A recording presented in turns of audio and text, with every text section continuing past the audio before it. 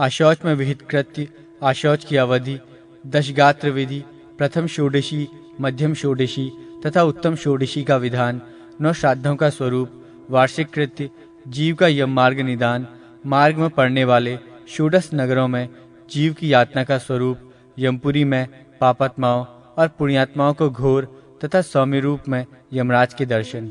श्री कृष्ण ने कहा, हे गरुड़, इस प्रकार मृत पुरुष का दाह संस्कार करके स्नान और तिलोदिक कर्म कर स्त्रियां आगे आगे तथा पुरुष उनके पीछे पीछे घर आए। द्वार पर पहुंचकर वे सभी मृत व्यक्ति का नाम लेकर रोते हुए नीम की पत्तियों का प्राशन कर पत्थर के ऊपर खड़े होकर आचमन करें। तदनंतर सभी पुत्र पौत्र आदि तथा सगोत्री परिजन घर में जाकर जो 10 रात्रियों का अशौच कर्म है उसको पूरा करें। इस काल में उन सभी को बाहर से खरीदकर भोजन करना चाहिए। रात्रि में वे अलग अलग आसन पर सोएं। क्षार तथा नमक से रहित भोजन किया जाए। वे सभी 3 दिन तक शोक में डूबे रहें। ब्रह्मचर्य व्रत का पालन करके अमांसभोजी होकर पृथ्वी पर ही सोएं। उन सभी के बीच परस्पर शरीर का स्पर्श न हो। वे इस अशौच काल के अंतराल में दान एवं अध्ययन कर्म से दूर रहें। दुख से मलिन, उत्साहहीन, अधोमुख कातुर एवं भोग विलास से दूर होकर वे अंगमर्दन और सिर धोना भी छोड़ दें। इस अशौच की अवधि में मिट्टी के बने पात्र या पत्तलों में भोजन करना चाहिए। 1 या 3 दिन तक उपवास करें। गरुड़ ने कहा, हे प्रभु, अशौचियों के अशौच के विषय में आपने कह दिया, पर वह अशौच कितने समय तक रहेगा? उसके लक्षण क्या हैं?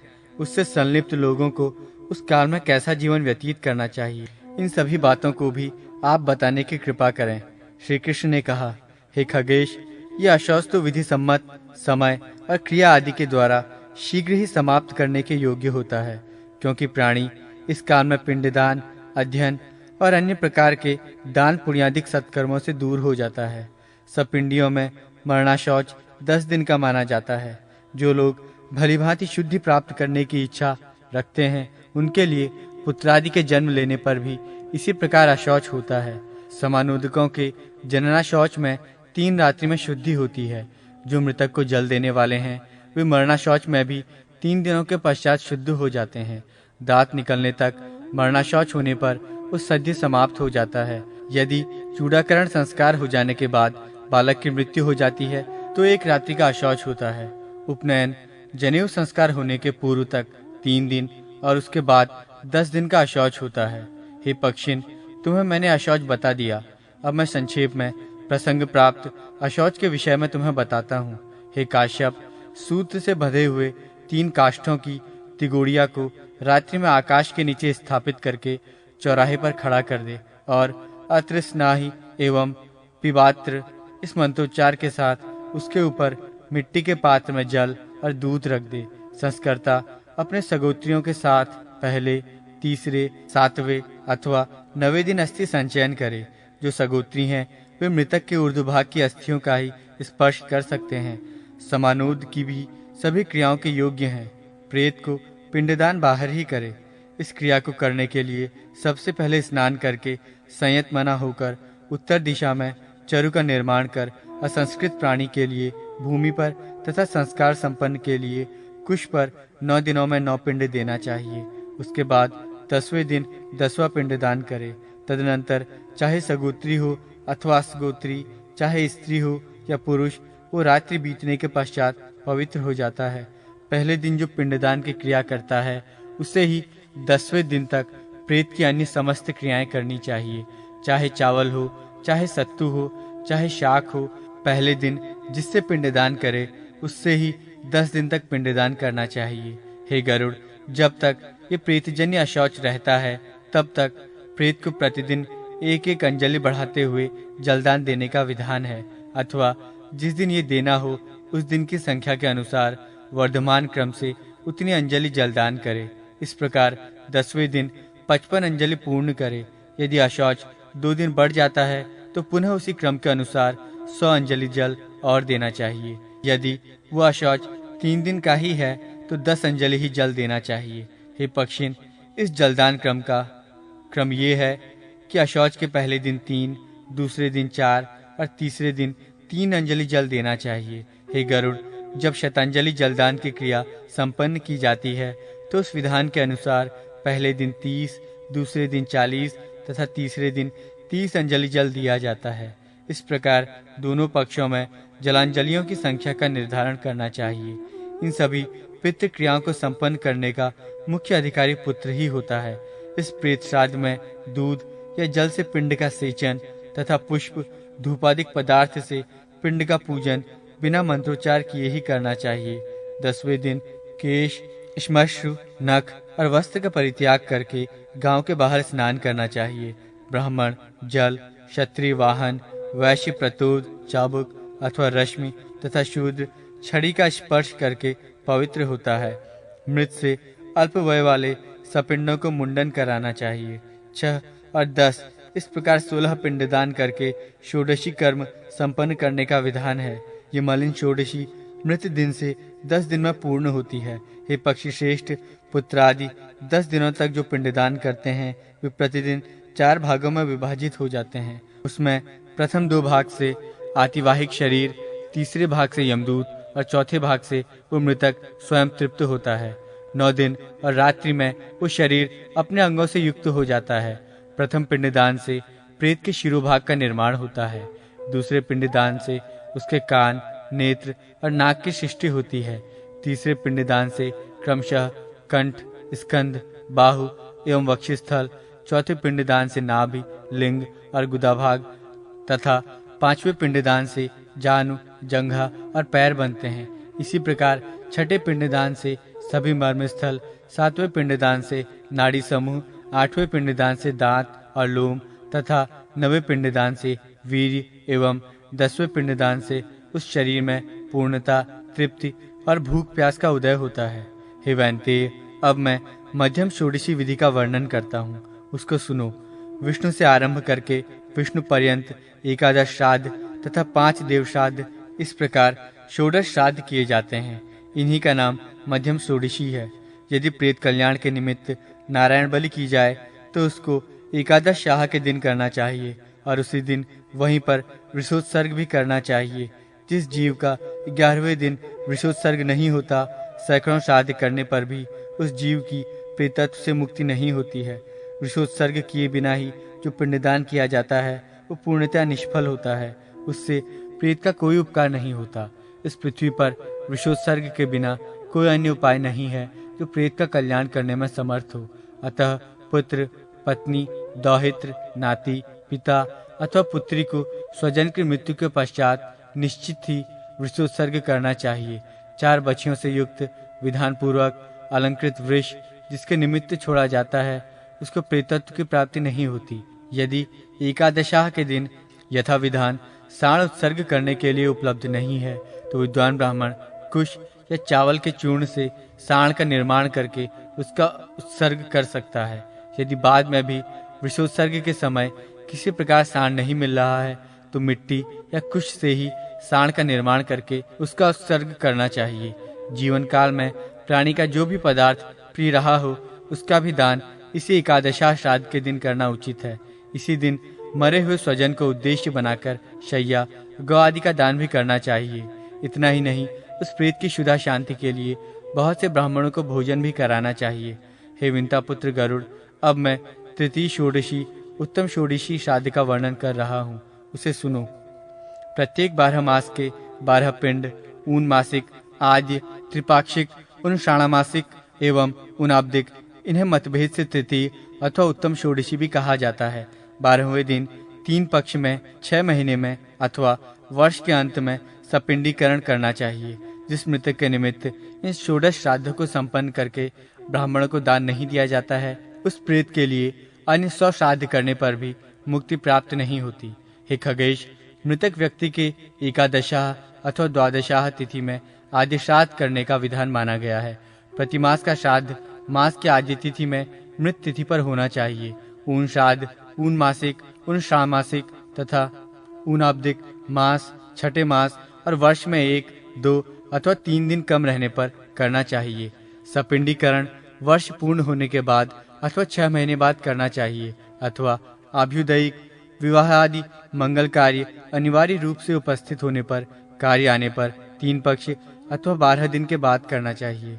मनुष्यों के कुल धर्म असंख्य हैं, उनकी आयु भी क्षरणशील है और शरीर अस्थिर है, अतः 12वें दिन सपिंडीकरण करना उत्तम है। हे पक्षीराज, सपिंडीकरण श्राद्धों के संपादकीय विधि भी मुझसे सुनो। हे काश्यप, एक उद्दिष्ट विधान के अनुसार ये कार्य करना चाहिए। तिल, गंध और जल से परिपूर्ण 4 पात्रों की व्यवस्था करके एक पात्र प्रेत के निमित्त और शेष 3 पात्र पितृगणों के लिए निश्चित करना चाहिए। तदनंतर उन 3 पात्रों में प्रेत पात्र के जल का सेचन करे, 4 पिंड बनाए और प्रेत पिंड का उन 3 पिंडों में मेलन कर दे। तब से वो प्रेत पितर के रूप में हो जाता है। हे खगेश्वर, उस प्रेत में पितृत्व भाव के आ जाने के बाद उस प्रेत तथा अन्य उसके पितृ पितामह आदि पितरों का समस्त श्राद्धकृत्य श्राद्ध की सामान्य विधि के अनुसार ही करना चाहिए। मृत पति के साथ एक ही चिता में प्रवेश और एक ही दिन दोनों की मृत्यु होने पर स्त्री का सपिंडीकरण नहीं होता है। उसके पति के सपिंडीकरण श्राद्ध से ही स्त्री का सपिंडीकरण श्राद्ध संपन्न हो जाता है। हे खगेश, पति के मरने के बाद स्त्री की मृत्यु होने पर स्त्री का सपिंडन पति के साथ होगा और सहमृत्यु की दशा में दोनों के श्राद्ध के लिए एक पाक, एक समय तथा एक कर्ता होगा। किंतु श्राद्ध पति पत्नी का पृथक पृथक ही किया जाना चाहिए। यदि स्त्री पति के साथ चिता में सती न होकर अन्य किसी दिन सती होती है तो उस स्त्री की मृत्यु तिथि के आने पर उसके लिए पृथक रूप से पिंडदान करना चाहिए। हे गरुड़, सहमृत्यु की दशा में प्रत्येक वर्ष नवश्राद्ध एक साथ करना चाहिए। जिस मृतक का वार्षिक श्राद्ध से पूर्व सपिंडीकरण हो जाता है उसके लिए भी वर्ष भर मासिक श्राद्ध और जलकुंभ दान करना चाहिए। धन का बंटवारा हो जाने पर भी नवश्राद्ध, सपिंडन श्राद्ध और षोडश श्राद्ध करने का अधिकार एक ही व्यक्ति को है। हे कश्यप पुत्र, अब मैं तुम्हें नवश्राद्ध करने का काल बताऊंगा, उसको सुनो। हे पक्षिन, मृत्यु के दिन मृत स्थान पर पहला श्राद्ध करना चाहिए। उसके बाद दूसरा श्राद्ध मार्ग में उस स्थान पर करना चाहिए जहाँ पर शव रखा गया था। तदनंतर तीसरा श्राद्ध अस्थि संचयन के स्थान पर होता है। इसके बाद 5वें, 7वें, 8वें, 9वें, 10वें और 11वें दिन श्राद्ध होता है, इसलिए इन्हें नवश्राद्ध कहा जाता है। ये नवश्राद्ध तृतीया षोडशी कहे जाते हैं। इनको एकोदिष्ट विधान के अनुसार ही करना चाहिए। पहले, तीसरे, 5वें, 7वें, 9वें और 11वें दिन होने वाले श्राद्धों को नवश्राद्ध कहा जाता है। दिन की संख्या 6 ही है, पर 6 दिन में नवश्राद्ध हो जाते हैं। इस विषय में ऋषियों के बीच मतभेद हैं, इसी कारण मैंने उनको भी तुम्हें बता दिया। श्राद्धों का जो योग रूढ़िगत रूप से है वही मुझे भी अभीष्ट है। किसी को नव शब्द का यौगिक अर्थ अभीष्ट है। आद्य और द्वितीय श्राद्ध में एक ही पवित्रक देना चाहिए। जब ब्राह्मण भोजन कर चुके हों तो उसके बाद प्रेत को पिंडदान देना उचित होता है। वहाँ पर यजमान और ब्राह्मण के बीच प्रश्नोत्तर भी होना चाहिए, जिसमें यजमान ब्राह्मण से ये प्रश्न करे कि आप मेरी सेवा से प्रसन्न हैं। उसका उत्तर ब्राह्मण दे कि हाँ, हम आप पर प्रसन्न हैं, आपके उस मृत स्वजन को अक्षय लोक की प्राप्ति हो। हे पक्षीराज, अब तुम मुझसे एक उद्दिष्ट श्राद्ध के विषय में भी सुनो, जिसको वर्ष पर्यंत करना चाहिए। सपिंडीकरण के बाद में किए जाने वाले षोडश श्राद्धों का संपादन एक उद्दिष्ट विधान के अनुसार ही होना चाहिए, किंतु पार्वण श्राद्ध में उक्त नियम का प्रयोग नहीं होता है। जिस प्रकार से प्रत्येक वर्ष में होने वाला प्रत्यब्द श्राद्ध होता है, उसी प्रकार इन षोडश श्राद्धों को भी करना चाहिए। एकादशाह और द्वादशाह में जो श्राद्ध किया जाता है, उन दिनों में स्वयं प्रेत भी भोजन करता है। अतः स्त्री और पुरुष के लिए जो पिंडदान इन दिनों में दिया जाए, उसको अमुक प्रेत के निमित्त दिया जा रहा है, ऐसा कहकर पिंडदान देना चाहिए। सपिंडीकरण श्राद्ध होने के पश्चात प्रेत शब्द का प्रयोग नहीं होता है। 1 वर्ष तक घर के बाहर प्रतिदिन दीपक जलाना चाहिए। अन्न, दीप, जल, वस्त्र और अन्य जो कुछ भी वस्तुएं दान में दी जाती हैं, वे सभी सपिंडीकरण तक प्रेत शब्द के संबोधन से संकल्पित होने पर ही प्रेत को तृप्ति प्रदान करती हैं। हे वैंतेय, संक्षिप्त रूप में मैंने वार्षिक कृत्य कह दिया। अब तुम विवस्वान पुत्र यमराज के घर जिस प्रकार जीव का गमन होता है, उसका वर्णन सुनो। हे औणानुज, त्रयोदशा अथवा 13वें दिन श्राद्धकृत्य एवं गरुड़ पुराण के श्रवण के अनंतर वो जीव तुम्हारे द्वारा पकड़े गए सर्प के समान यमदूतों के द्वारा पकड़ लिया जाता है और पकड़े गए बंदर के समान अकेला ही उस यमलोक के मार्ग में चलता जाता है। उसके बाद वायु के द्वारा अग्रसारित वो जीव दूसरे शरीर में प्रविष्ट होता है। दूसरे शरीर में जाने के पूर्व का जो शरीर है वो पिंडज दिए गए पिंडों से निर्मित है। दूसरी योनियों का शरीर तो पितृ संभव माता पिता के रजवीर से उत्पन्न होने वाला होता है। इन शरीरों के प्रमाण, वय, अवस्था एवं संस्थान, आकृति विशेष आदि श्राद्ध करने वाले की श्रद्धा एवं देह प्राप्त करने वाले के कर्मानुसार होते हैं। प्रमाणतः यम और मर्त्यलोक के बीच 86,000 योजन का अंतराल है। वो जीव प्रतिदिन अधिक से अधिक 247 योजन और आधा कोस का मार्ग तय करता है। इस प्रकार उस जीव की यात्रा 348 दिनों में पूरी होती है। इस यमलोक की यात्रा में जीव को यमदूत खींचते हुए ले जाते हैं। जो प्राणी अपने जीवन भर पाप में अनुरक्त थे, उनको इस मार्ग में जो कष्ट भोगना पड़ता है उसको विस्तार पूर्वक सुनो। मृत्यु के 13वें दिन वो पापी यमदूत के कठोर पार्श्वों में बांध लिया जाता है। हाथ में अंकुश लिए हुए क्रोधावेश में तनी हुई भौं से युक्त दंड प्रहार करते हुए यमदूत उसको खींचते हुए दक्षिण दिशा में स्थित अपने लोक को ले जाते हैं। ये मार्ग कुश, कांटों, बांबियों, कीलों और कठोर पत्थरों से परिव्याप्त रहता है। कहीं कहीं उस मार्ग में अग्नि जलती रहती है और कहीं कहीं सैकड़ों दरारों से दुर्गम भूमि होती है। प्रचंड सूर्य की गर्मी और मच्छरों से परिव्याप्त उस मार्ग में प्राणी सियारों के समान विभत्स चीत्कार करते हुए यमदूतों के द्वारा खींचे जाते हैं। यमलोक के दारुण मार्ग में पापी जाता है और शरीर के जलने के कारण अत्यंत क्षीणता को प्राप्त होता है। अपने कर्मानुसार विभिन्न जंतुओं के द्वारा अंगों को खाए जाने, भेदन एवं छेदन किए जाने के कारण जीव अत्यधिक दारुण दुख प्राप्त करता है। हितार्थ जीव अपने कर्मानुसार दूसरे शरीर को प्राप्त करके यमलोक में नाना प्रकार का कष्ट भोगता है। यमलोक के इस मार्ग में 16 पुर पड़ते हैं। उनके विषय में भी सुनो। याम्य, सौरिपुर, नगेंद्र भवन, गंधर्वपुर, शैलागम, क्रौच, क्रूरपुर, विचित्र भवन, बहमपद, दुखद, नानाक्रंदपुर, सुतप्त भवन, रौद्र, पयुवर्षण, सीताढ़ और बहुभीति, ये 16 पुर हैं। भयंकर होने से ये दूरदर्शन है। याम्यपुर के मार्ग में प्रविष्ट होकर जीव हे पुत्र मेरी रक्षा करो ऐसा करुण क्रंदन करता हुआ अपने द्वारा किए गए पापों का स्मरण करता है और 18वें दिन वो यमराज के उस नगर में पहुंच जाता है जहां पुष्पभद्रा नामक नदी प्रवाहित होती है।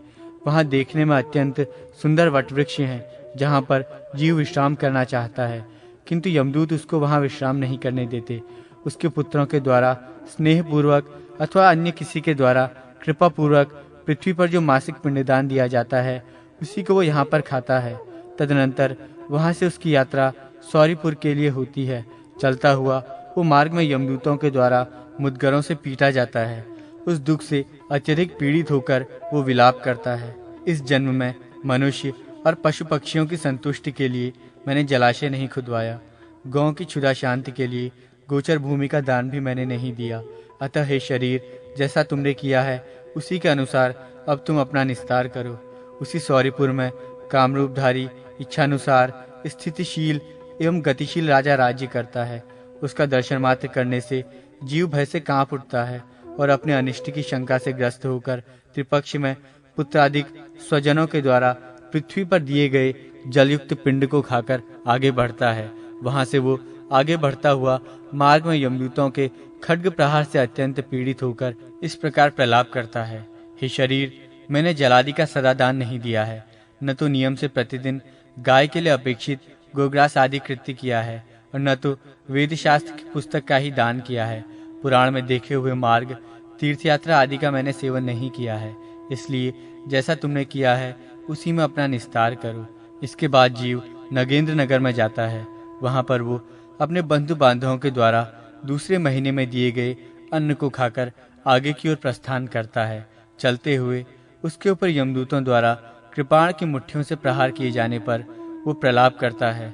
बहुत बड़े पुण्यों को करने के पश्चात मुझे मनुष्य योनि प्राप्त हुई थी, किंतु मुझ मूर्खाधिराज का सब कुछ पराधीन हो गया, अर्थात मनुष्य योनि प्राप्त करके मैं कुछ सत्कर्म न कर सका। इस प्रकार विलाप करता हुआ जीव तीसरे मास के पूरा होते ही गंधर्व नगर में पहुंच जाता है। तदनंतर समर्पित किए गए तृतीय मासिक पिंड को वहां खाकर वो पुनः आगे की ओर चल देता है। मार्ग में यमदूत उसे कृपाण के अग्रभाग से मारते हैं, जिससे आहत होकर वो पुनः विलाप करता है, मैंने कोई दान नहीं दिया, अग्नि में आहुति नहीं डाली और न तो हिमालय की गुफा में जाकर तप ही किया है। अरे मैं तो इतना नीच हूँ कि गंगा के परम पवित्र जल का भी सेवन नहीं किया। इसलिए हे शरीर, जैसा तुमने कर्म किया है उसी के अनुसार अपना निस्तार करो। हे पक्षिन, चौथे मास में जीव शलागमपुर पहुंच जाता है। वहां उसके ऊपर निरंतर पत्थरों की वर्षा होती है। पुत्र के द्वारा दिए गए चतुर्थ मासिक श्राद्ध को प्राप्त कर वो जीव सरकते हुए चलता है, किंतु पत्थरों के प्रहार से अत्यंत पीड़ित होकर वो गिर पड़ता है और रोते हुए कहता है, मैंने न तो ज्ञान मार्ग का सेवन किया, न योग मार्ग का, न कर्म मार्ग का और न ही भक्ति मार्ग को अपनाया, न साधु संतों का साथ करके उनसे कुछ हितैषी बातें ही सुनी हैं। अतः हे शरीर, तब जैसा तुमने किया है उसी के अनुसार अपना निस्तार करो। मृत्यु के 5वें मास में कुछ कम दिनों में वो क्रौंचपुर पहुंच जाता है। उस समय पुत्रादि के द्वारा दिए गए उन षाणमासिक श्राद्ध के पिंड और जल का सेवन करके वो यहाँ एक घड़ी विश्राम करता है। हे कश्यप पुत्र, इसके बाद छठे मास में जीव क्रूरपुर की ओर चल देता है। मार्ग में वो पृथ्वी पर दिए गए पंचम मासिक पिंड को खाकर जलपान करता है। तत्पश्चात वो क्रूरपुर की ओर फिर बढ़ता है, किंतु यमदूत मार्ग में उसको पट्टिशों अस्त्र विशेष द्वारा मारते हैं, जिससे वो गिर पड़ता है और इस प्रकार विलाप करता है, हे मेरे माता पिता और भाई बंधु, हे मेरे पुत्र, हे मेरी स्त्रियों, आप लोगों ने मुझे कोई ऐसा उपदेश नहीं दिया जिससे मैं उन दुष्कृत्यों से बच सकता जिनके कारण मेरी इस प्रकार की अवस्था हो गई। इस प्रकार विलाप करते हुए उस जीव से यमदूत कहते हैं, अरे मूर्ख, तेरी कहाँ माता है, कहाँ पिता है, कहाँ स्त्री है, कहाँ पुत्र है और कहाँ मित्र है। तू अकेला ही चलते हुए इस मार्ग में अपने द्वारा किए गए दुष्कृत्यों के फल का उपभोग कर। हे मूर्ख, तू जान ले, इस मार्ग में चलने वाले लोगों को दूसरे की शक्ति का आश्रय करना व्यर्थ है। परलोक में जाने के लिए पराये आश्रय की आवश्यकता नहीं होती है। वहाँ स्वकर्मार्जित पुण्य ही साथ देता है। तुम्हारा तो उसी मार्ग से गमन निश्चित है जिस मार्ग में किसी क्रय विक्रय के द्वारा भी अपेक्षित सुख साधन का संग्रह नहीं किया जा सकता। इसके बाद वो जीव विचित्र नगर के लिए चल देता है। रास्ते में यमदूत उसको शूल के प्रहार से आहत कर देते हैं, जिसके कारण वो दुखित होकर इस प्रकार विलाप करता है, हाय, मैं कहाँ चल रहा हूँ, मैं तो निश्चित ही अब जीवित नहीं रहना चाहता, फिर भी जीवित हूँ। मरे हुए प्राणी की मृत्यु पुनः नहीं होती। इस प्रकार विलाप करता हुआ वो जीव यातना शरीर को धारण करके विचित्र नगर में जाता है, जहाँ पर विचित्र नाम का राजा राज्य करता है। वहाँ पर षाणमासिक पिंड से अपनी क्षुधा को शांत कर आगे आने वाले नगर की ओर वो चल देता है। मार्ग में यमदूत भाले से प्रहार करते हैं, जिससे संत्रस्त होकर वो इस प्रकार विलाप करता है, मेरे माता पिता, भाई, पुत्र कोई है अथवा नहीं है जो इस दुख के सागर में घिरे हुए मुझ पापी का